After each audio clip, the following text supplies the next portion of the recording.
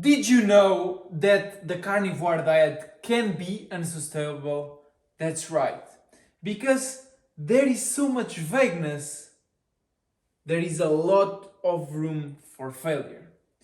We are told we can eat meat, eggs, dairy, and salt, and drink water. But, for example, meat, white or red, some are saying that you can eat whatever meat you want. Not really, because if you just eat white meats, you cannot possibly get great results that are sustainable. You need to go the red meat route. Then, how fatty? They say it should be fatty meat, but then again, white meat, which they thought was fine, is not fatty enough. So, I'm here to tell you that you should consume to taste, but for you to be in keto, you have to do a bare minimum of 10% by volume, which means your 80-20 patties have enough for you to be in keto. Then, what about connective tissues? Do I need to consume them?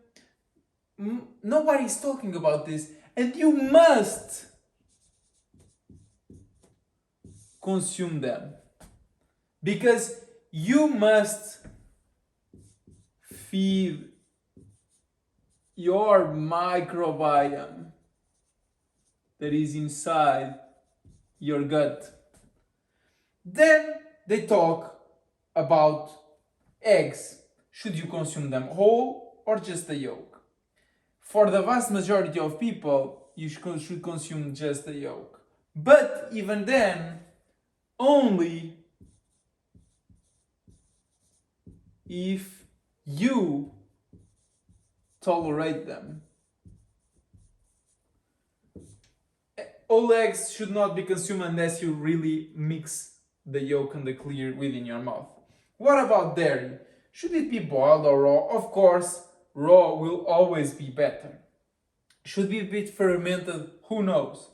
But I am the one to recommend that you go against it. If you do go for butter or cream, which is the cleaner versions of dairy. But still it has aging hormones, just as fruit and honey, which they discourage. Then what about how much and cooked how? You should eat while it tastes good. And how should you cook it?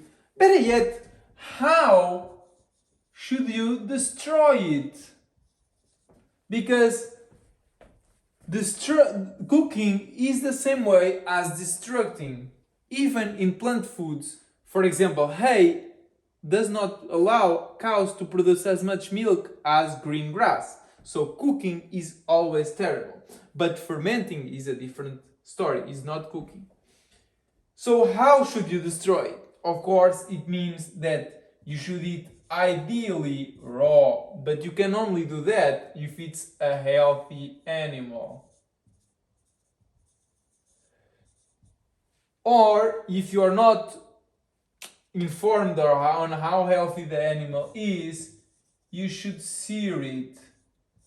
Because cooking, this destruction always leads to AGEs, which also age you. It's advanced glycation and products. Glycation is not just mixing protein or fat with carbs, it's also cooking your foods. So there you have it. The only thing that's missing is salt. But is it really missing? Should you consume it to taste? Never. Salt should not be consumed for taste, but for hydration. It is a mineral, it is a rock. You should consume it only if you crave it. Only if so. So if you crave it a lot, even outside meals, consume it a lot. If you don't consume it. It's as simple as this. But if you fail this, you fail the carnivore diet. If you do this, you will have success. Of course, you can have your white meats once in a while, your fish even. Of course, you can have your lean meats once in a while, or if you are slimming down your waist, you can have dairy once in a while and you are not going to age significantly.